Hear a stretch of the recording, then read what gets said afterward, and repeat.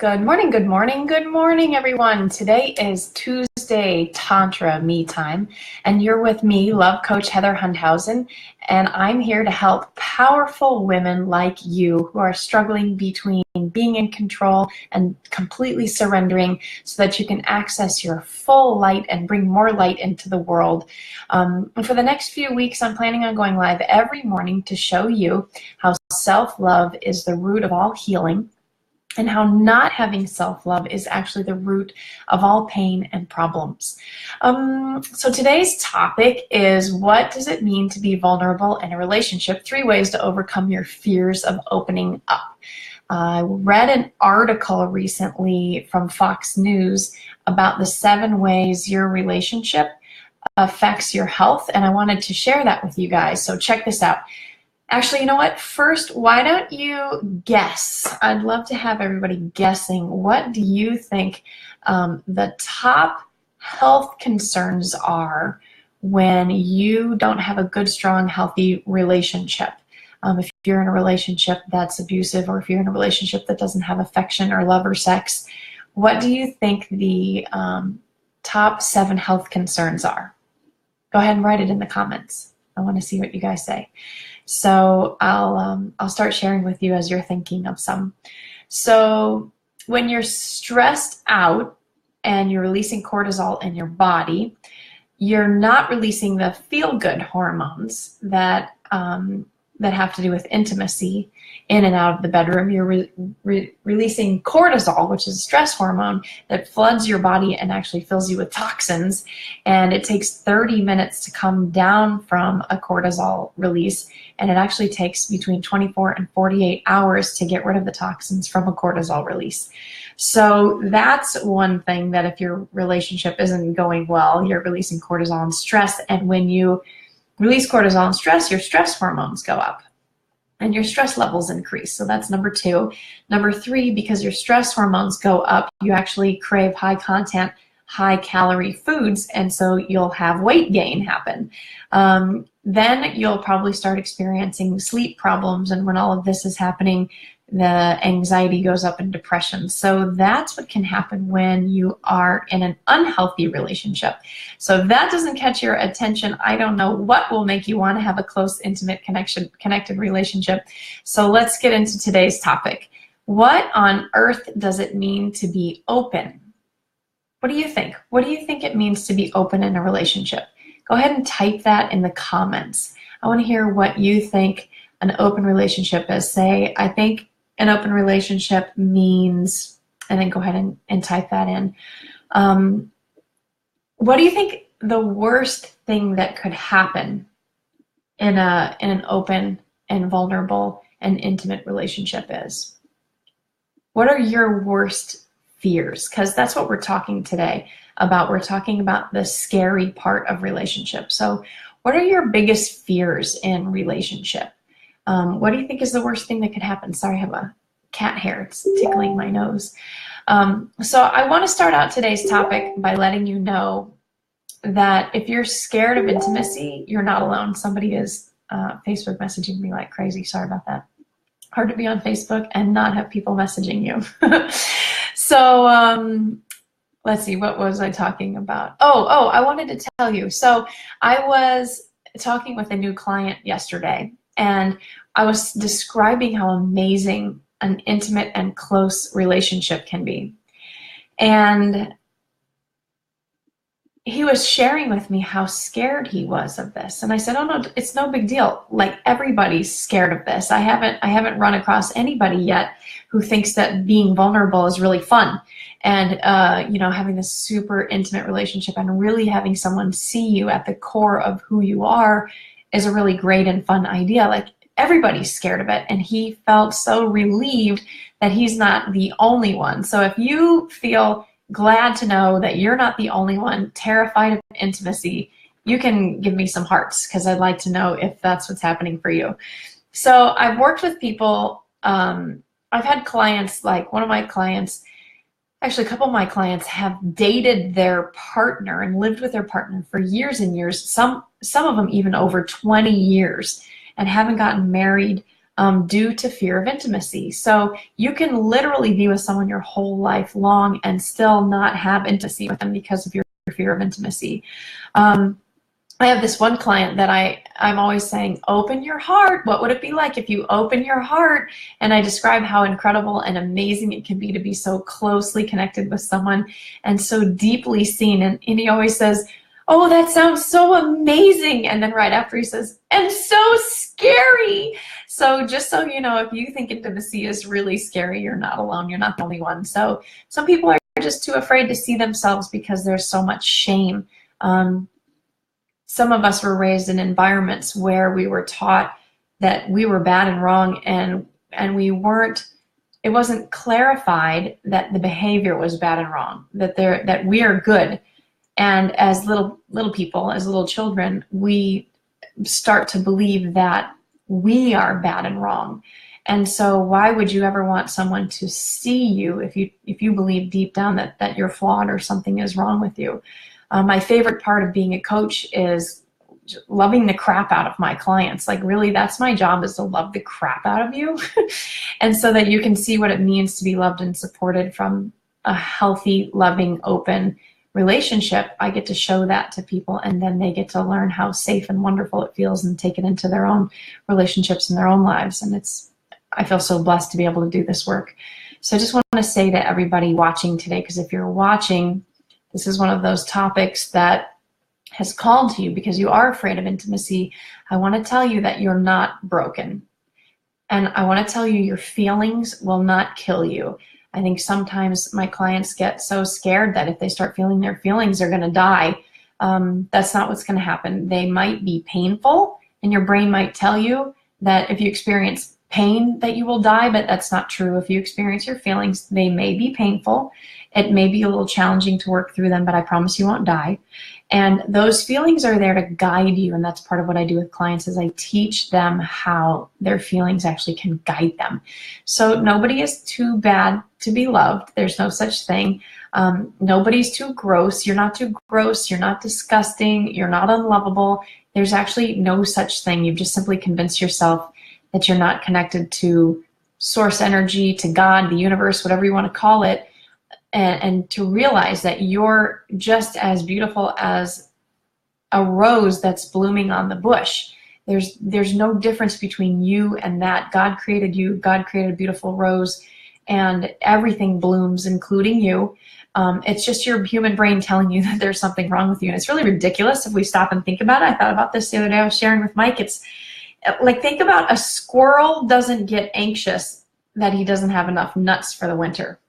You know, he just goes and collects more nuts every day until the winter comes. You know, he's not like, oh my God, there's not going to be enough nuts, and oh, I'm going to have other people help me collect enough nuts. And squirrels don't do that. And they also don't get depressed and lay in bed and think, oh, you know, I don't know if I have it in me today to go collect nuts.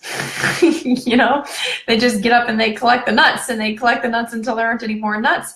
And, you know, it's silly to think about it, but it's true. Our belief systems about being unlovable keep us from being open and vulnerable. It's just our belief system, you know. So just like the squirrel doesn't sit and think about whether or not he's unlovable or whether or not he can collect enough nuts, he just goes and does it. Like, what if we were able to live like that? Just go be loved. That's it. That's all there is to it. So, you know, we've been hurt before, and we're so afraid to be hurt again, and that's what keeps us from entering into intimacy.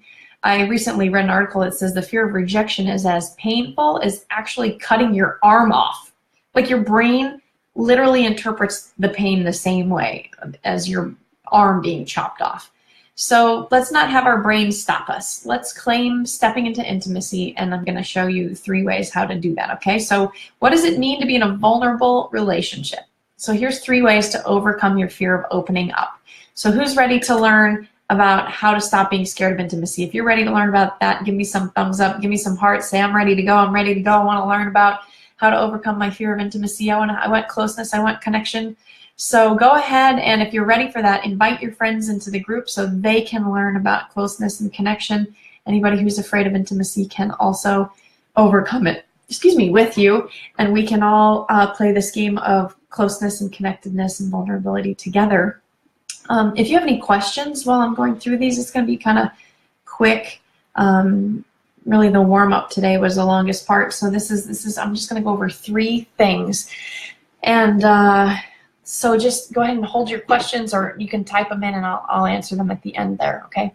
So number 1, we're going to talk about what does it mean to be open. So imagine. I want you to feel in your body how it feels when somebody triggers you.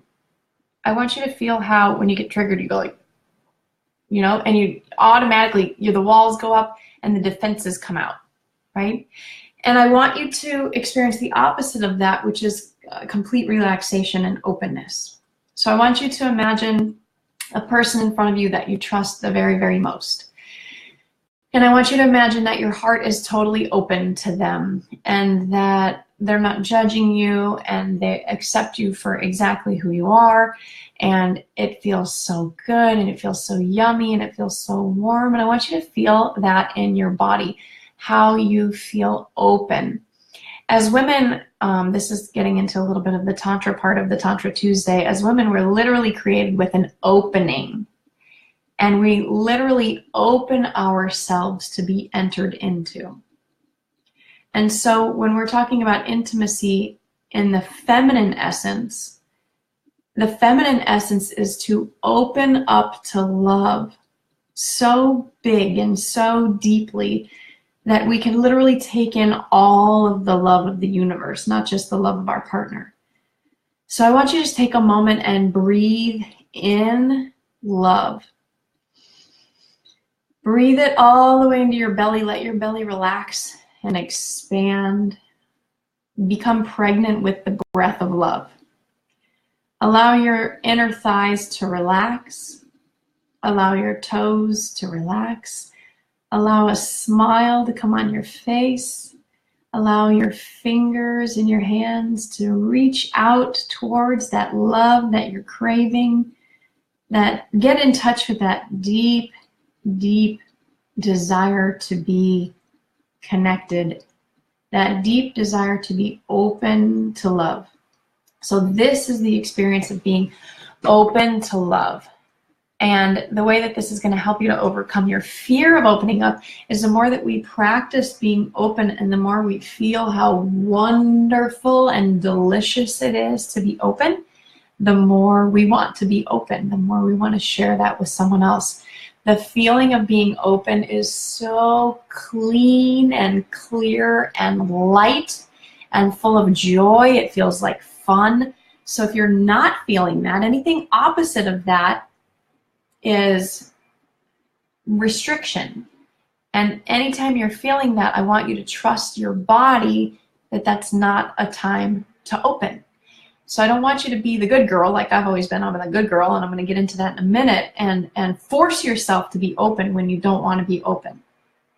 I want you to practice being open when you feel safe so that when you're out in the world or when you're in your intimate, vulnerable relationship, you start as an opening. And then if something happens, of course, you can shut it down. When you work with me, you start to realize you don't have to shut it down and that the pain is only a response that you're having to something that you believe. So once you start working on your beliefs, you don't actually get that trigger responses often. You're actually able to see your partner, their pain, and actually stay open to them. It's a really beautiful thing. Okay, so that's number 1 about being open, practicing being open. Okay, number 2, vulnerability sucks. So I literally have a web page that I grabbed, and I was going to start a podcast called Vulnerability Sucks, because when you are just learning to be vulnerable, it absolutely freaking feels like it sucks. So who thinks vulnerability sucks? If you think vulnerability sucks and you have trouble opening up, give me some thumbs up. And if you think vulnerability is awesome because you've been practicing it, give me some hearts, because when you've been practicing being vulnerable and you're getting the amazing results that go with being vulnerable, it's a wonderful thing, and you'll definitely want to be giving me some hearts. So there are amazing benefits to being vulnerable, and it actually can be one of the easiest things that you ever learn how to do, is to be vulnerable. it's like diving off the high board at the pool for the first time. Like the first time you look over the edge and you're like, oh my God, that's so far down. And then you jump and it's like, wow, it's so much fun. And you just want to do it again and again and again because it feels so good. So that's what vulnerability is like.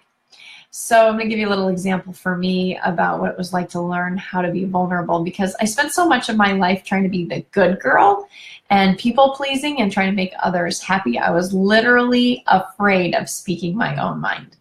So I was afraid to ask what I needed. I was afraid that I would get rejected or I'd get made fun of, or, you know, really at the worst that I would get yelled at. I was terrified of being yelled at, getting into an argument where someone would yell at me. And so I learned how to get what I want without being straightforward. And it usually came with a huge cost. Resentment being the #1 thing that I gained. And self-respect and the feeling of freedom was definitely what I lost when I wasn't able to have boundaries and say exactly what I needed. So in trying to get what I want, I would give up a huge piece of myself to make you happy, whoever you are that I'm in a relationship with. And that, of course, left me feeling less than or feeling bad about myself. And then actually I would blame you in my mind for making me feel miserable, because I wasn't taking that responsibility inside of myself. And this is just totally crazy making. And so now I've learned to know what I need and then speak my mind and actually say what I'm thinking. I get to have boundaries and I get to ask for what I need. I'm a big girl, right? And if I can't get from you what I need, I'm going to figure out how to get what I need, right? I'm sure I'm going to figure that out. And how beautiful is it to ask your partner, because men really do want to make their women happy. They really, really do. I was talking with Mike about this last night. We were reading a book together, and we were talking about how women say one thing and then they say the total opposite thing, and how it drives men crazy because men just want to make you happy. So like, I love coffee, but I don't want to drink coffee anymore. So the poor man doesn't know if he's supposed to bring me coffee or not. You know, he wants to make me happy, and so he doesn't know if he should bring me a coffee and be like, here, I know this is your favorite thing. Or when I try to drink a coffee, if he should say, baby, you don't want to drink that because you're trying to avoid that stuff. And it makes him bonkers. It makes him crazy because he doesn't know how to take care of me. So anyway, that was totally off topic. But you know, the point is, when I don't ask for what I need, or if I don't know what I need, then I obviously can't get it. And if I do know what I need and I can speak, you know, what I need, then I can actually get that from my partner. Okay, so that's #2, being vulnerable. Allowing yourself to know what you need, allowing yourself to be seen, and allowing someone to fall in love with you. I mean, I can be vulnerable right now. I've been doing the Me Time talks for over a week, and for whatever reason, today's topic freaked me out. And like, before I even got on today, I was literally shaking in fear to do this talk with you guys. And I think it's really, really wild, because once I get started, I love it. It's great. But sometimes we have to be courageous and do what we know we want to do, even though it's really scary and it makes us shake. We get to be vulnerable, even though maybe I didn't feel like I was ready to do this talk today. I still went ahead and did it because I have a commitment to you to be here for me time. And I want to make sure that I'm spreading my message, and that my vision for what can happen in the world is being offered. And if I don't be vulnerable and come in here and take the time to share my heart and myself and my knowledge with you, then, you know, it's going to be a life of regret. And the only one to blame would be me.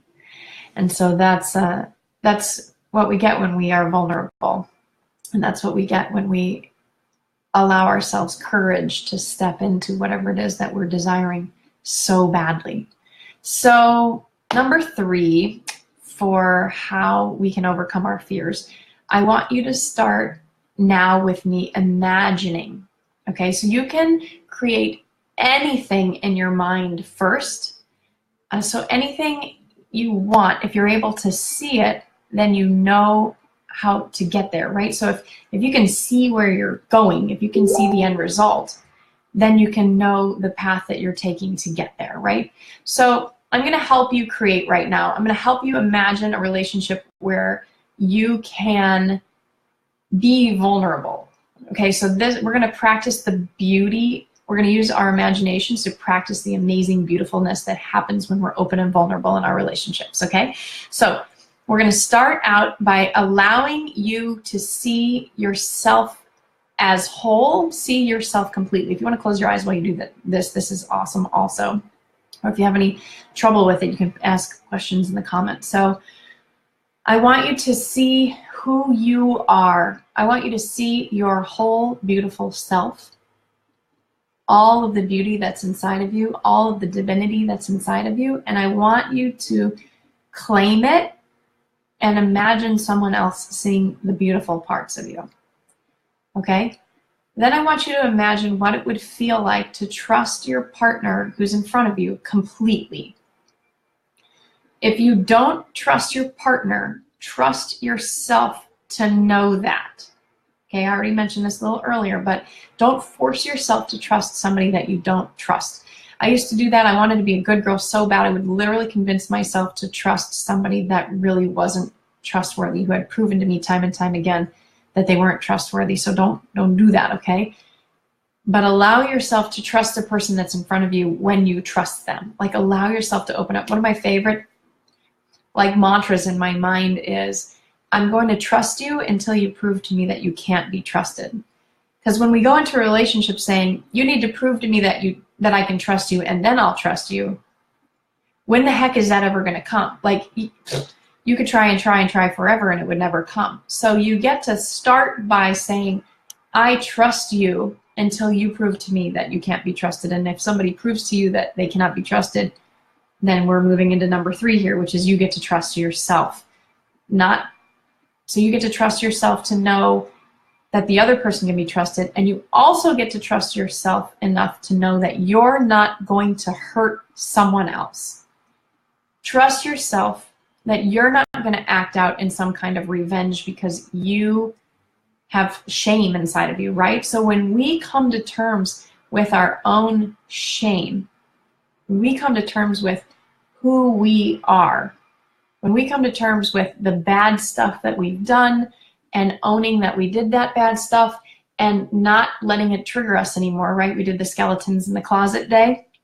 We also did the keeping the lights on in the bedroom day. Both of these are the same idea as this, right? We get to know our shame so well that we trust ourselves to know that we're not going to throw our shame and our pain onto somebody else. We're not going to take that tension and throw it at somebody, right? That's when you really can trust yourself. You know your own triggers. You know what your partner does to trigger you, and you know how to manage yourself and not react. For me, it was learning how to not be that good girl, because I had that feeling underneath of like I wasn't enough, I wasn't a good enough girl. And if I felt threatened, I would act out. And now that I own my shame stories, well, at least the ones that I have worked on up to this point, I can accept what other people say about me. And I can own it. I can say, yeah, I did that. Or, yeah, you're right. You know, sometimes I am righteous. Or, yeah, you know what, you're right. Sometimes I do really feel insecure. And so I feel like I need to learn everything to cover up that insecurity. You know, these are my vulnerabilities. This is my shame story. And I know it. So when somebody says, oh, Heather, you're a righteous bitch, I can be like, yeah, you know, you're right. Like sometimes I do that, and I'm sorry if I did that. I'm sorry if it hurt you. So we can own ourselves. We can trust ourselves to know our own pain. And when you can trust yourself to know your own pain, then you can feel your feelings, right? Because how do we get to the point where we know our own pain? It's because we have decided that it's worth it to go into our own feelings and feel our feelings 100%.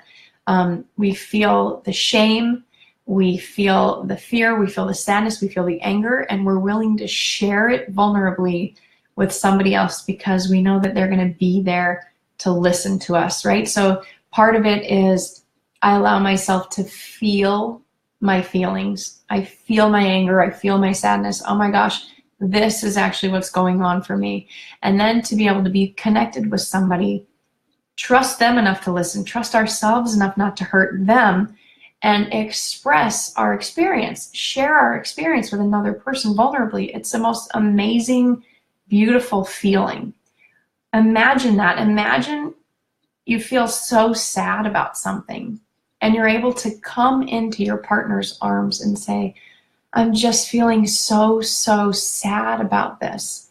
And having your partner just see you and hold you, and trusting them that they're not going to say anything to hurt you, and trusting yourself that you're not going to like throw all that tension and that sadness and that pain onto them and make it theirs.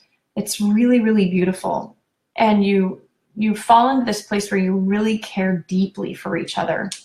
And we've talked a little bit here and there, especially on Monday morning mommy me time, about the inner child and how you can take care of your inner child. And what's really beautiful is as you start to get to know your inner child and you get to have fun with her, you get to see your partner's inner child, and you'll see his vulnerabilities and his weaknesses and his shame stories. And you'll be like, oh, and you just want to hold him and take care of him. And the vulnerable part, the wound, I'm going to cry. I always do this to myself. The vulnerable part and the wound is actually the sweetest part. And that's the part that you just fall madly in love with. So when we open to our partners and we let our walls down and we let them see our wounds and our pain, that's actually when we become the most beautiful and they fall madly in love with us. So I love this work so much, it makes me cry. So you and your partner get to see each other so deeply. And you can share so openly with each other without the judgment of like your own self-judgment, and without your partner judging you. Of course, every once in a while your partner will judge you and you'll judge yourself. But you know, in this, what we're creating in our visualization and our mind and our imagination right now is this place where you come into this beautiful, safe space of no judgment, and you can just allow yourself to be fully self-expressed and allow yourself to be fully seen. Oh, so if you're loving this, if you're loving the way that this is feeling inside your body, if you're loving the way this is feeling in your heart, if you're loving the way it's feeling inside your soul, give me some hearts. I want to feel your hearts. I want to know that this is supporting you. This is juicy, juicy stuff I am sharing with you. This is the kind of stuff that if you can take the time to imagine in your own mind what it feels like to have this open, beautiful, connected, vulnerable relationship. If you can visualize that and feel it inside of you, you're actually going to cause an energetic vibration in the field. Like that's quantum physics day. That's Thursday. We'll get into this stuff. But you know, and I talk about the quantum physics field. We're talking about your energetic vibration is sending out into the universe. And the more connected you get with your feelings, your heart feelings, your soul desires, the more you can feel it and see and experience it as if it's real, the quicker it comes to you in manifestation. So spend time, if you want a deep, connected, close, intimate relationship and you are freaking scared of it, watch this video every day. Rewind it, play it again, play it again, play it again. Let yourself feel, imagine, and feel what it feels like to have somebody so close and trusting and intimate and vulnerable who sees you and you can trust them and you can share and you can feel and you can be your authentic self. Like, feel it, feel it, feel it. Let it grow, let it grow, let it grow. And I promise your environment will change from the inside out. Everything starts to change from the inside out. That's really the only way anything can change anyway. It starts inside of us. So let's recap the pointers for how to not be so scared. Number one, we want to feel in our bodies what it feels like to be open. I want you to practice being open. Practice being closed. Practice being open. Practice feeling safe in your own space, in your own room, in your own mind, in your own body. Practice feeling safe. And then practice being open. Number two, practice being vulnerable. So being vulnerable also means I get to feel my feelings. Practice feeling your feelings. Practice letting them come up and out and knowing you're not going to die. Practice sharing that with someone you trust. And then in your mind, I want you to imagine, number 3 is imagining how freaking beautiful it's going to be when you have this life. What is it going to feel like? I mean, it is so freaking glorious, guys. It's so beautiful. The feeling of being intimately, deeply, and vulnerably connected to your partner who doesn't hurt you. It's one of the most incredible feelings on earth, and I want it for you. I want it for everyone. If this was valuable for you, please share this video. I really, really would love for this to be the consciousness that's happening on the planet right now. I work one-on-one with women to help them experience this beautiful self-love, feel their feelings, allow themselves to be open and vulnerable. If you're ready, please, please contact me. I really, really want to work with you to help you to experience this openness. If you want this in your relationships, I want to help you get it. I love helping people get it. It's the most joy. No, it's not the most joy. Being connected with my partner is the most joy, but second to that, well, no, second to that would be connected to my kids, but third to that is showing other people how to have that. Like, I feel so blessed. And it took me like 20 years to get here. And I don't want it to take you 20 years to get here. I want you to have it now, and I know how to show it to you. So please let me show you. So add your friends to the group. We're going to be doing this every morning for a while. I'm committed to doing it for at least 30 days, if not more than that. So add your friends. Let's spend some me time together. Acknowledge yourself for taking the time out today to spend time with yourself, to get real with yourself, to allow yourself to imagine what you want to create so that you can actually move into having it. So you can move into creating what you want for yourself. You know, give yourself a pat on the back, give yourself a big hug, and tell yourself how much you appreciate yourself and thank yourself for being here and spending time with yourself in a way that really gives back to you. And I feel so honored and so blessed to be the one to be guiding you through this. And I thank you for watching. And I can't wait to spend some time with you again tomorrow. So enjoy your day. Your homework is to practice being open. Your homework is to practice feeling with your heart energy, with your gut energy, with your soul energy, feeling and creating vibration that you want in your life, not looking at the circumstances of, oh shit, today I got to pay these bills, or oh shit, today my husband yelled at me and he's an asshole. Don't look at that. Like, ignore it would be denial. So like, you get to be aware of it. You get to be aware that that's happening, aware that it's what you don't want. Out of that, what you do want is brought to light. And then out of what you want, I want you to imagine having what you want and create that vibration from there. Because literally, I remember reading this, I don't remember where I read it, but I remember reading that there was this guy who went to jail, and he was in jail for 8 years, and he practiced in his mind his golf game. And when he got out, his handicap was like 20 strokes better than when he went into jail. Okay, he never played golf in jail. All of the work was done in his mind. So you want an intimate, close, vulnerable relationship? All of it is happening inside of you. Okay, I'm on another tangent. So I love you guys, and I'm going to see you again tomorrow. And I hope you have a fantastic day. Thank you for spending me time with you. Thank yourself for spending me time with you, and I'll see you later.